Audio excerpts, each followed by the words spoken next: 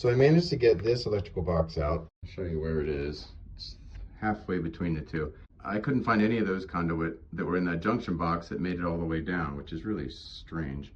But I do know that one, I showed you before, the one makes it to this box here. And from there, it's a pretty straight shot. And for LAN cable, it doesn't necessarily have to go through conduit. I mean, it's LAN cable, it's completely jacketed. So I pulled this box and I destroyed it a little bit in the process, but I have more of these and they're cheap and, you know, they cost like maybe 70 euro cents at the most. Anyway, I have more of these. And what I discovered was that whoever did the wallboard here got lazy, which I'm not surprised because that was sort of the story with a lot of the workmen that we had several years ago. And they just shoved a bunch of plaster in there so you can see. And so that's why I was like, how would this thing come out?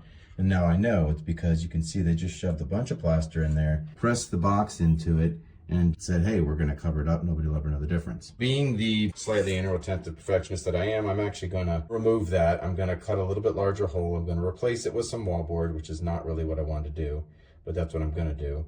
And then I'm going to mud it up again just to make it kind of clean. In the meantime, what I was able to do was get an opening that's down inside there that I'm now going to use my metal thread tape to span the distance between those two areas, and then I'll run a wire. The metal thread tape is this one here. You can see it's stronger. It's not as bendable as the nylon one. And so the nice thing about this one is when I shove it down inside the wall, it'll go straight down and won't get waylaid by any insulation or anything else that might be inside the wall.